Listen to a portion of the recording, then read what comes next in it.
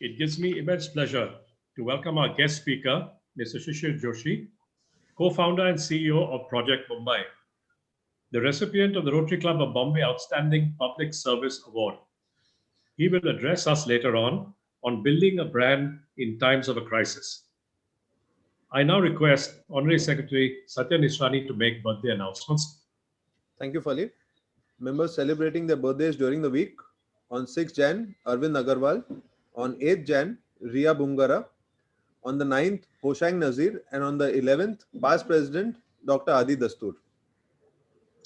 I wish you all a very happy birthday and many more years of active Rotary service. May I now request Rotarian Swati Mayekar, Chairperson of the Awards Committee, to please introduce Mr. Shishir Joshi. Swati, please unmute yourself. Good morning, everybody. It's really a proud privilege that the awardee for today is an excellent human being, and we cannot find any better person than to give this award. His NGO, Project Mumbai, is, as he says, is for the people are the core of this project and to bring positive changes in their life. If I start reading all his biodata, I think we'll exhaust the whole hour. So I will be brief and just tell you in nutshell, one line, all his achievements. Since last, like COVID has started, he has been in the forefront as a COVID fighter.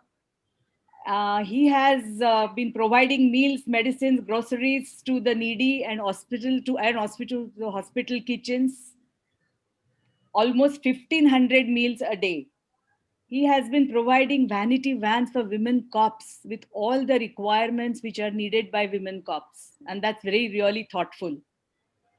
Largest donation of PPE kits in the country, 2 lakh plus for Mumbai doctors and 10,000 for Mumbai police.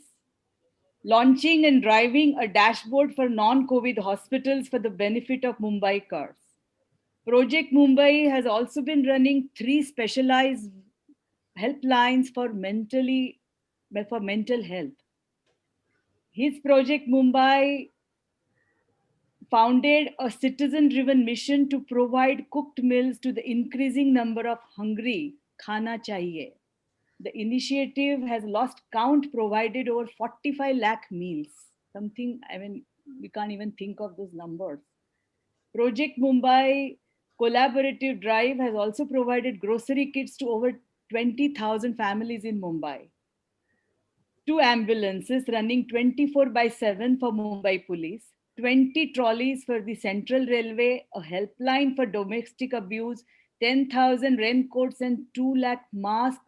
Also for the men in uniform have been some of the other support initiatives of Project Mumbai.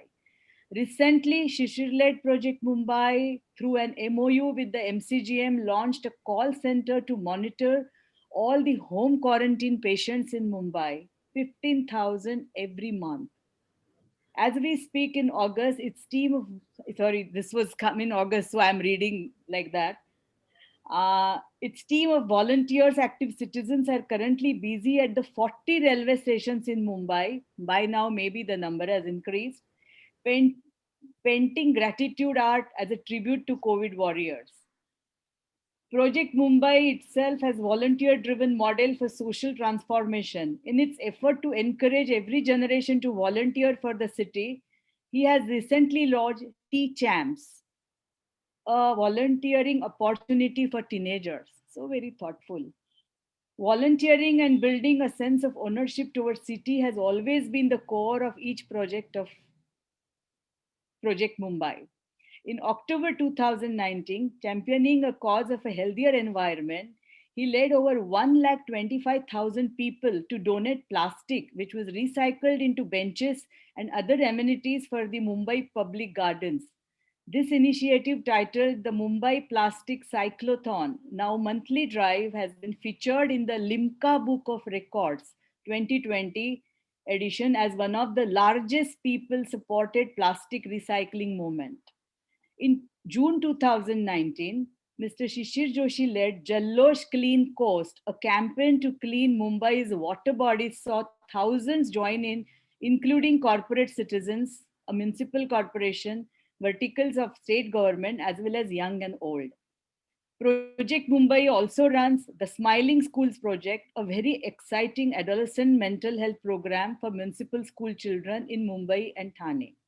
He is also recipient of I Volunteer Hero of the year 2018-19, and he has also been recipient of United Nations Social Development Goal Solidarity Award 2020 in recognizing humanitarian fight against COVID. And now on the 8th of this month, he will be awarded a Governor's Award in Raj Bhavan, COVID Yodha. Aren't we really privileged that we are able to honor such a great personality? It's really our privilege that we are able to give him an award. May I now request Samir to read out the citation which we will give him? Thank you, Swati. Good afternoon, fellow Rotarians. It gives me immense pleasure to read out this citation for Mr. Shishir Joshi. The Rotary Club of Bombay is pleased to present its award for outstanding social service to Mr. Shishir Joshi for his Mumbai Recyclathon, the unique record-breaking effort in plastic recycling, for launching and implementing the Jalosh Clean Coasts, one of the largest public-private initiatives for water body conservation in India, for raising 300 million and impacting the lives of about 80 lakh people in 24 states in 200 days of the pandemic, for motivating teenagers to volunteer for good and artists to paint 41 stations and honor COVID warriors, for bringing pride to India by winning the United Nations Solidarity Action Award for humanitarian contribution in the fight against COVID, and for actually living the slogan of Project Mumbai, Mumbai ke liye kuch bhi karega.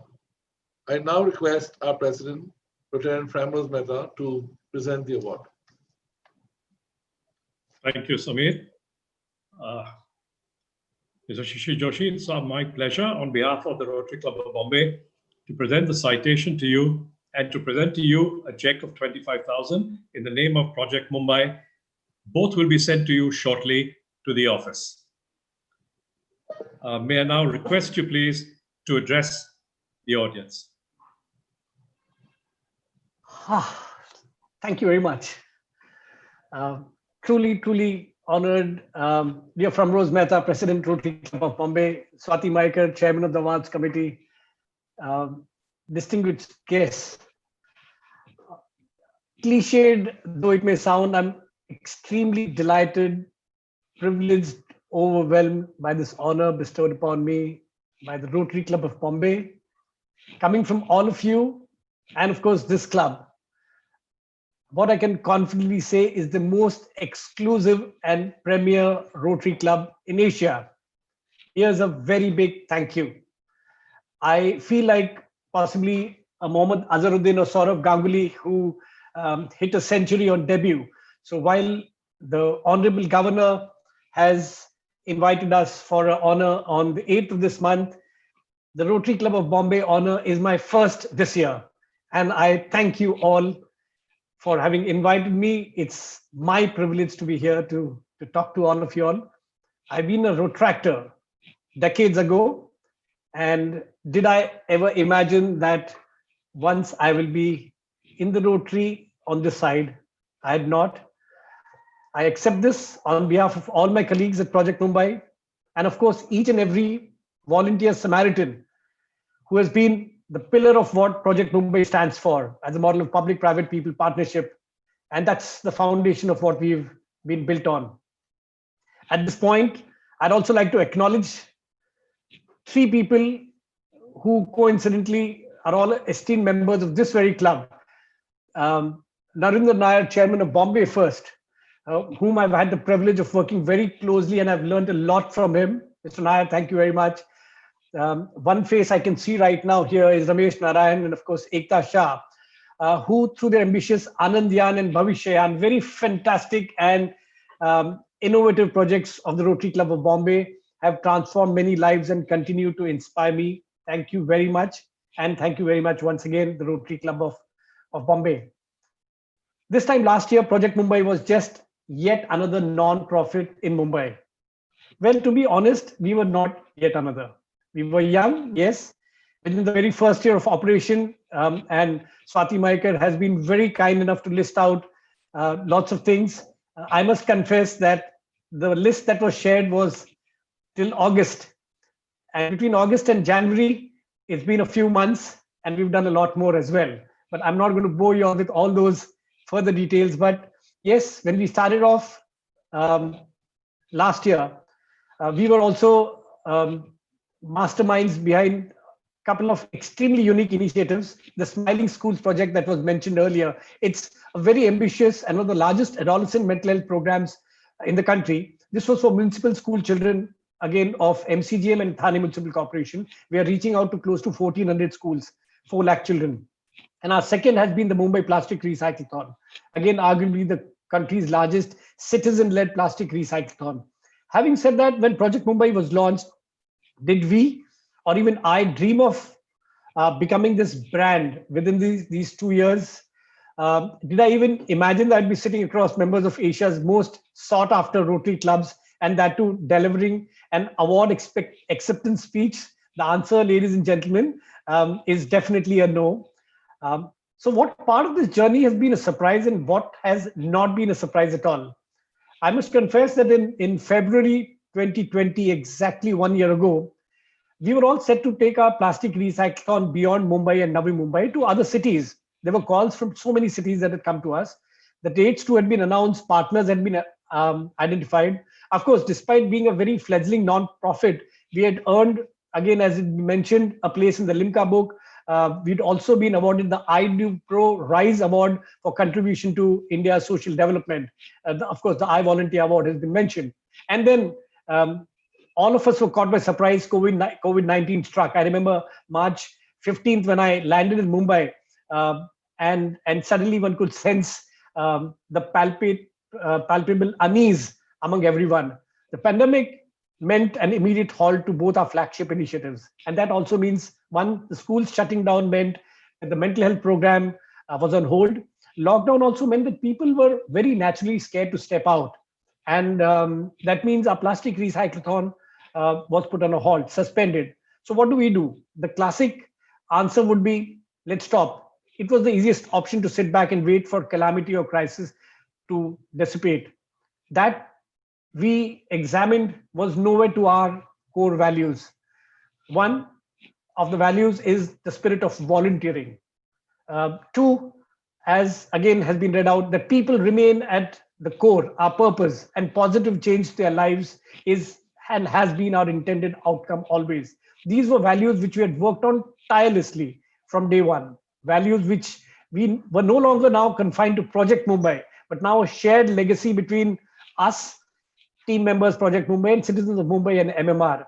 And thanks to so many citizen-led programs, Project Mumbai wasn't the only, it was only about the few employed team members, but the scores of good Samaritans, citizen volunteers who have over the months begun and they've remained associated with us all the time. We seem to be ready to take on COVID-19. What do? We were not sure, but we felt stronger knowing that there were people with us. And I'll give you so many of these examples. We did not have to reinvent the wheel or kind of rebuild a brand. We just had to repurpose our energies in a new direction. Our fuel remained the same, the spirit of volunteering. And that is when our tagline came in, Mumbai ke liye kuch bhi karega, anything for this city. That began resonating with people just across every suburb, a hyper-local volunteering network that we created. Please do remember, brand is not always about the logo. Our logo got created sitting late in the evening to say, what kind of a logo should we have? Our name, Project Mumbai, also came about over a dinner conversation with my wife. What should the name be? So please do remember that. It wasn't the hoardings which promoted us. We don't have the resources for that, but the people who spoke about us. Each citizen was a walking, speaking manifestation of our work. And this being collaborative, our work means their work. Because we always chose initiatives which were people's pain points. It's not that we wanted to tread the path less taken. Let's do something different. We wanted to reach out to communities which were more vulnerable than others. Over time and along the way, we realized that people also gravitated to us because we kept our ideas very simple, very different. there was something for everyone. Swati mentioned the tea champs. Yes, there was something for teenagers as well. I remember one senior leadership person who volunteered with Project Mumbai and even now continues to do so, described Project Mumbai as the Mumbai's local train. That's how he drew a comparison. Anyone can travel. It's across for people across age groups. There's no compulsion, and yet it's an exciting journey. You can hop on and hop off anytime, and it's addictive. And I love this description. It's this spirit of being constant, always on the move, that has led us to be what we are time and again. For instance, even before the lockdown, in early March, as I mentioned, when the government was busy working on medical infrastructure, what kind of hospitals, where do we have that time? Only the Kasturba Hospital in Mumbai was taking on the COVID-19 positive patients. We began focusing on vulnerable groups, senior citizens, and people with disabilities but living alone, those who were compelled to remain indoors due to the lockdown. The need was so acute that we began getting calls from across the world seeking help for their parents living in Mumbai by themselves, or people living in one suburb unable to reach their parents in another suburb.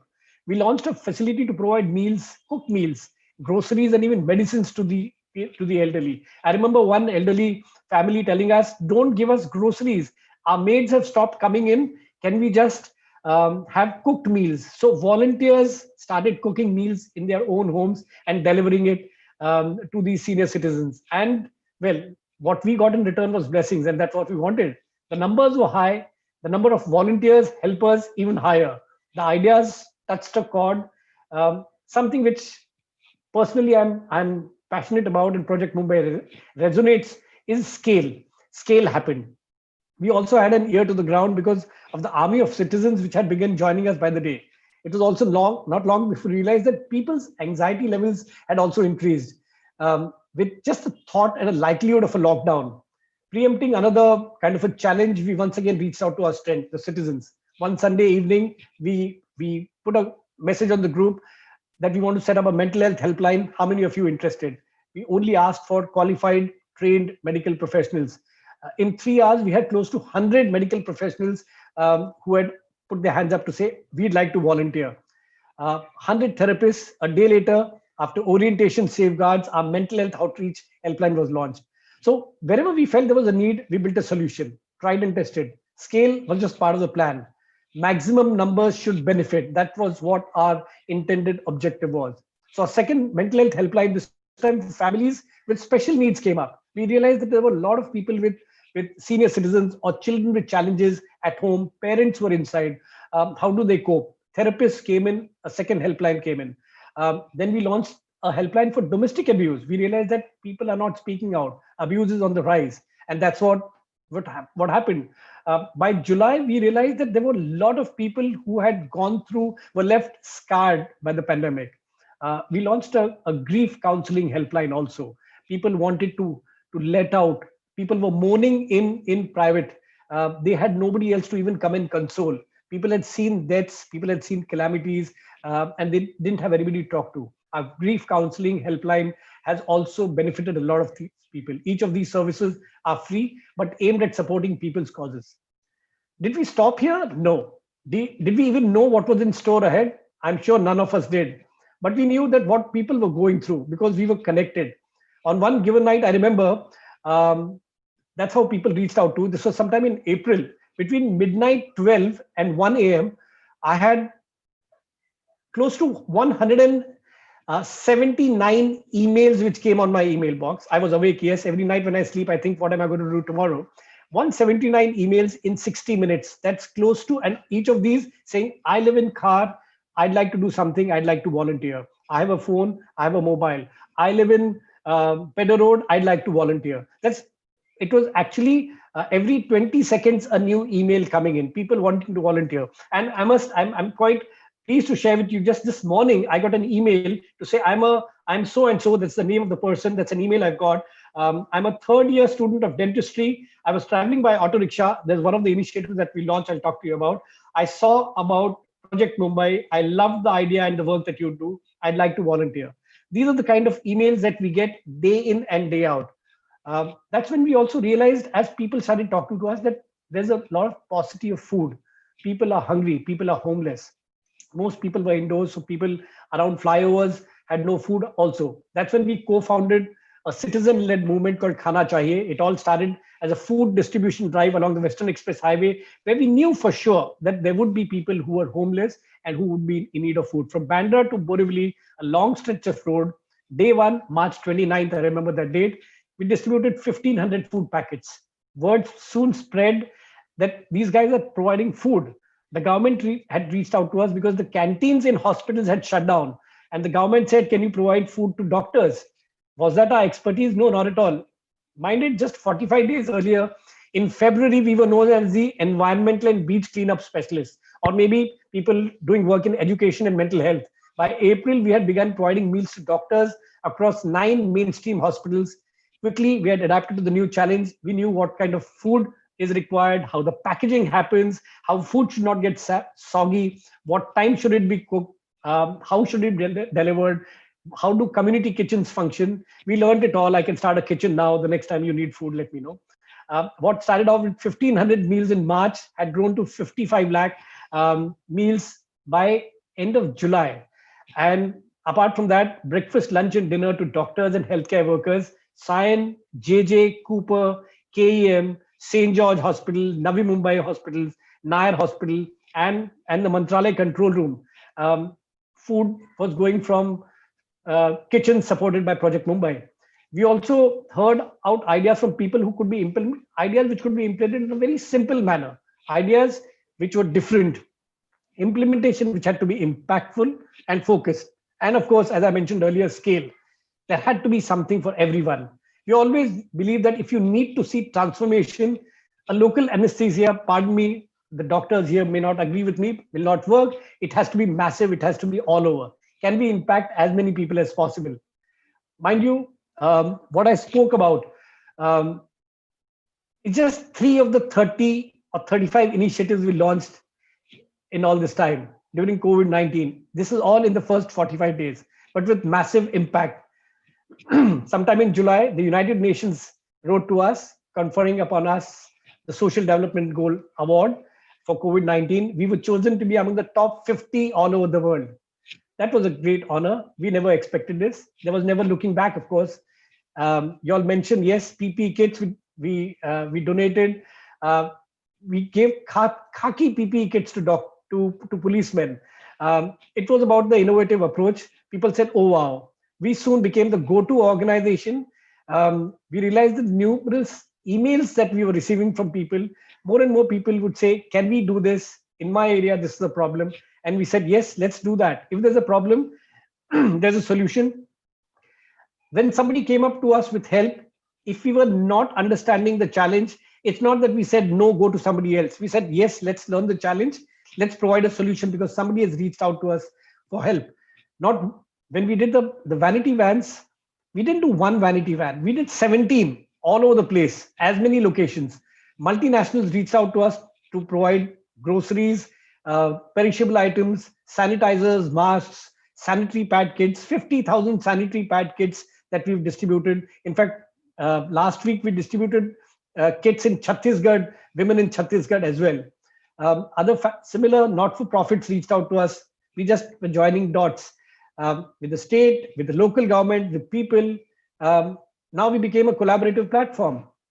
And then the municipal corporation reached out, the state government reached out for our senior citizen helpline, for the mental health helpline. We realized that collaboration is also the key, that if we need to grow, we need to get in as many like-minded people. I've worked closely with the Rotary as well, and it's been a fantastic relationship. But our core value and focus remain the same, people. By then, of course, COVID cases had peaked. You all have mentioned that, yes, we set up the call center. We realized that everybody, the beds were limited, but what about people who needed non-COVID hospitals?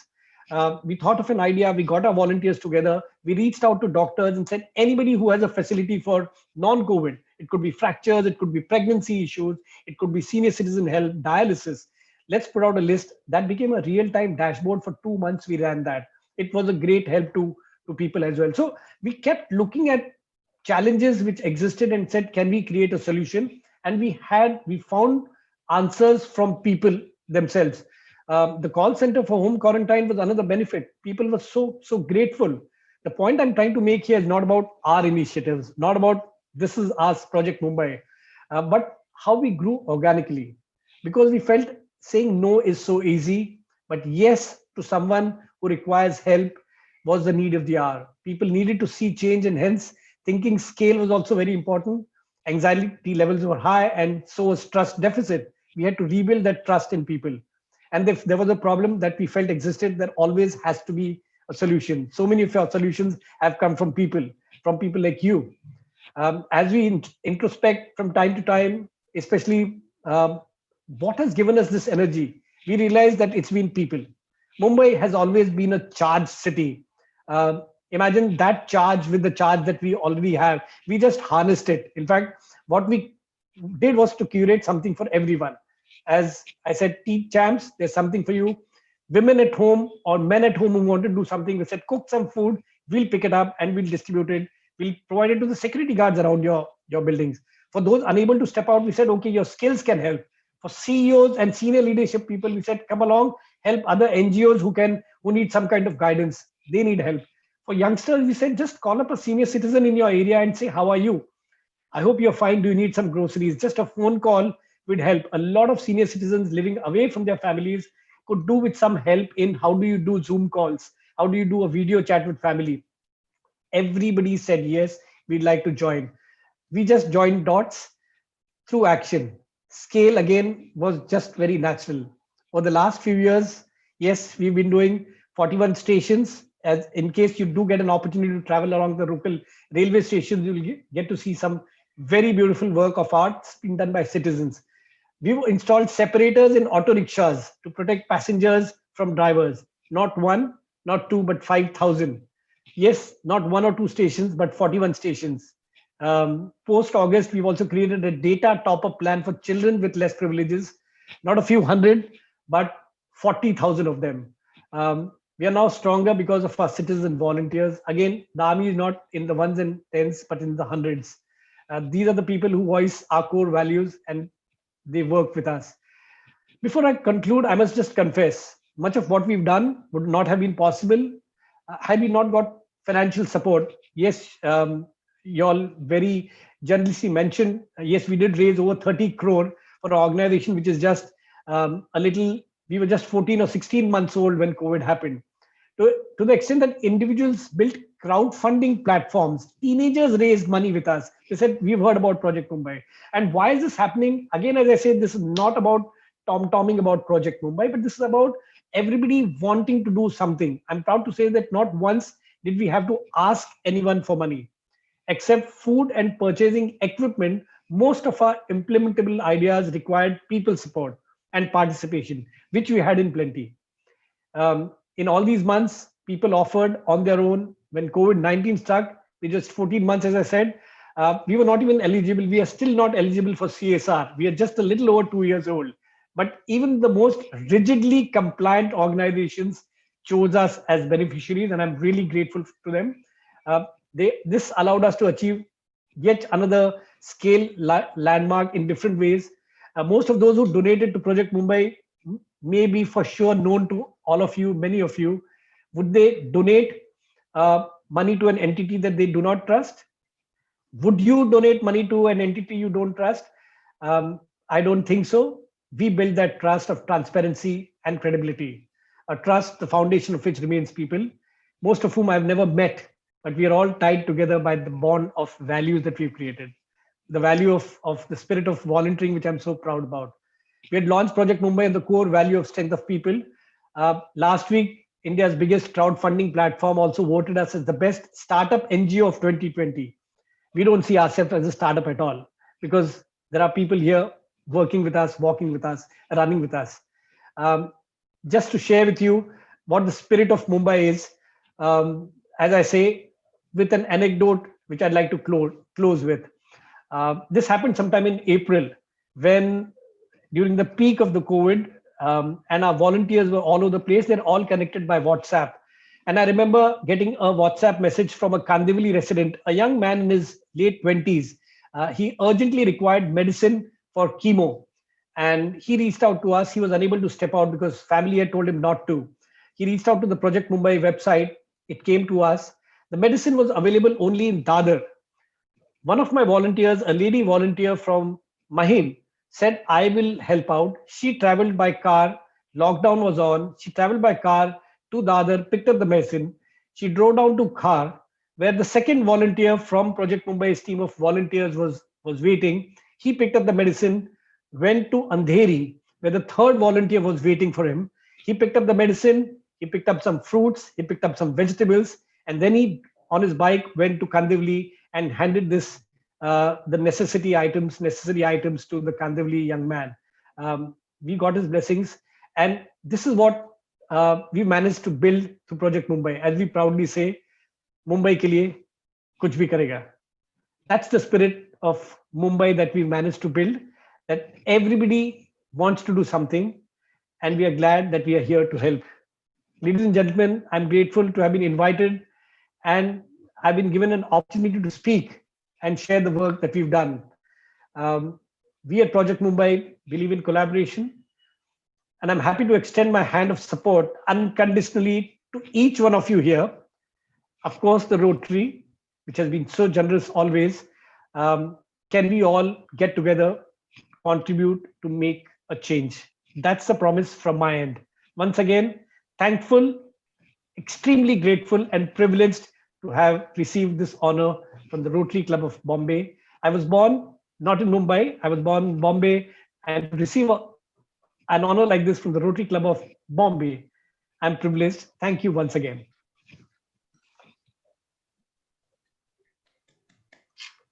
Thank you, Mr. Joshi. Your journey has been truly amazing and inspiring. Yes, I think Rotary Club would be more than happy to join hands with you in some way, because our objectives are very similar, extremely similar. May I open the floor for questions? Does anyone have a question for Mr. Joshi? Please unmute yourself and ask the question.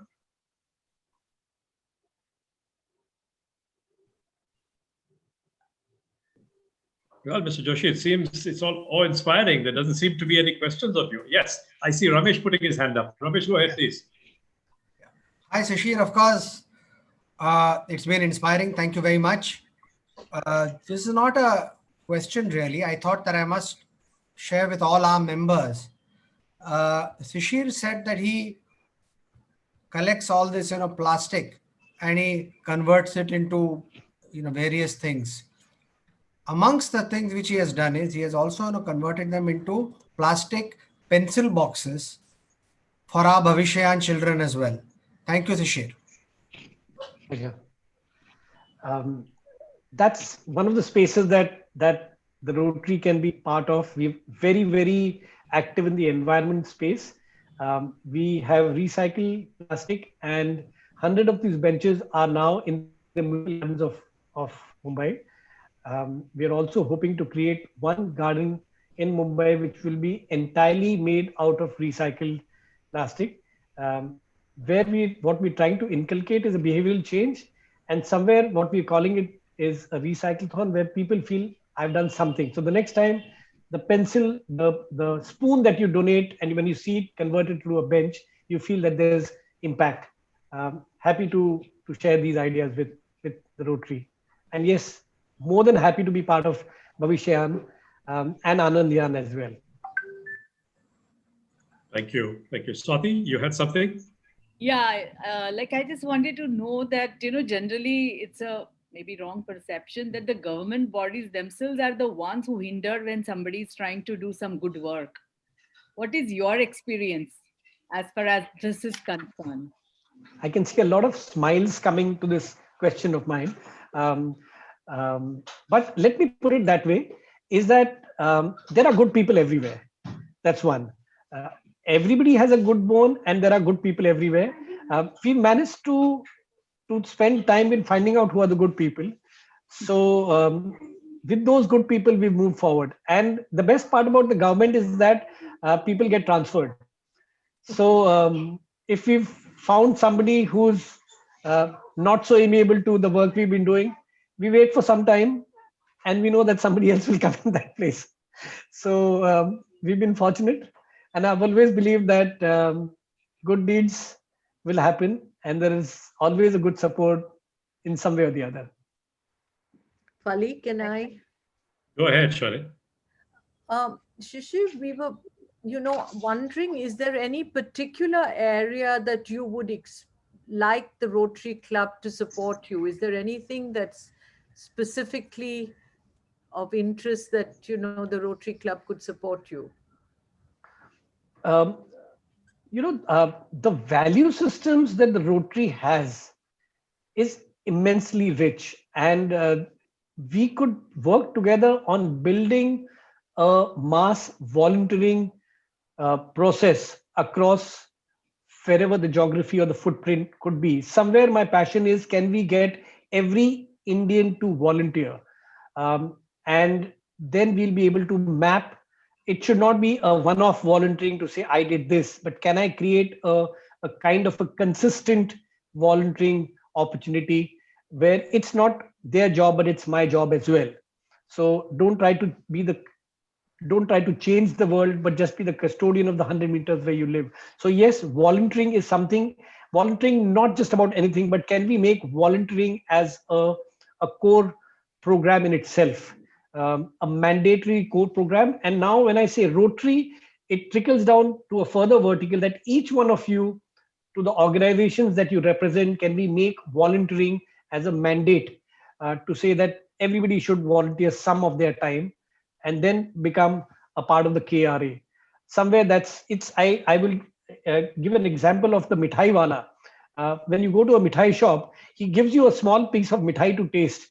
He's not selling it to you, he's giving it to you free. And when you taste that mithai, what he's trying to do is he's getting you excited in tasting it so that you like it and you say, yeah, I think might as well take half a kg of that. That's his skill of luring you into that. Can we get some exciting volunteering opportunities for people? Most people don't know where to go or how to volunteer, whom to volunteer with. Rotary is a very rich organization in values and ideas. Happy to collaborate with the Rotary in creating a mass volunteering opportunity for people across Bombay. Each one should volunteer at least once. When they do that, we'll get them excited to volunteer the second and the third time. But could you give some specific areas where they would use, their volunteering time towards? I mean, is there somewhere that you could say that, okay, volunteer so many hours towards this? Several initiatives. One could just be, as one says, making my lane litter free. That could be one. Or just taking care of calling every senior citizen in my lane. Can I be the custodian of my lane? Each one becomes a custodian of his lane. We can build a mass network. I'm creating a program to make Mumbai fire safe, for instance. There I'm building a program with the Fire Brigade of Mumbai, and where every lane, every building should volunteer one person. We'll train them free of cost. They become fire ambassadors for the city. That way, suddenly we'll have, if we can train 200 people in 1 week, that's 800 in a month. That's 9,600 in a year. 10,000 volunteers who are fire marshals we create. Awareness gets built up. This is just one of the programs that we can create. Talking about Anandyan, we have, and something which I've shared with some of your colleagues, I'm building on a program where involving senior citizens to set up help desks across every police station of Mumbai. So the next time, this is involving senior citizens. Now, a lot of senior citizens are extremely capable. We have in this country not utilized their strength. These people have the desire and a sense of purpose. If we involve them with the police, the families know that they're in a safe place. These people also have been original counselors in our day-to-day life. They help out in guiding citizens. And the third, the atmosphere in the police station becomes less intimidating. When you have uncles and aunties sitting there, the cops will be far more behaved and less abusive in their language at times. So multiple purposes get served. Initiatives are plenty. Happy to discuss it with you all. As I said, it's the local train. Wherever the Rotary wishes, you can hop on and hop off. I'm happy. I'm going to be the engine driver, conductor, ticket collector, everything. Thank you. Can I ask Fali? Go ahead, please. Go ahead, Farhad. Hi. Shishir, fantastic. I think congratulations for the great work that you have done. My question Thank you, was, Fahad. the issue of depression, anxiety, and this psychiatric morbidity that has also set in the community. Has Project Mumbai addressed that? Because that's a very important factor that has actually affected lives more than, of course, the physical needs that we are providing and people are volunteering and so on. But the mental health, I think, is something that has actually been largely, I would say, I don't say totally ignored, but yes, it needs attention hugely. And I think there's something that possibly is a suggestion if one can look at. Farhad, mental health has been one of our strongest pillars in terms of action. Oh, that's great then. There has been the physical distribution of resources. That's one. But personally, my opinion, and it's an experience I've learned from others, if there's something that's going to be staying even after COVID goes, it's going to be the mental health challenges. That's the lasting impact, a negative legacy. We set up 4 mental health helplines. We merged them into one. And in about 15 days from now, we are launching an adolescent mental health helpline for adolescents, because youngsters, the 14 to 21-year-olds, young children are sheltered by parents. Elders are, in a way, can cope to some extent, and there are coping mechanisms. But the 14 to 21-year-olds, as they step out, they're on their own. A lot of incidents that we've seen. So we are setting up an adolescent mental health helpline. If you may recollect, Government of India started the Fit India movement some time back. We are now talking to the Government of India to say, when we say Fit India, their focus was physical fitness. But fitness can never be complete till you have emotional fitness. So one of the slogans we've built now is Banega Emotionally Fit India.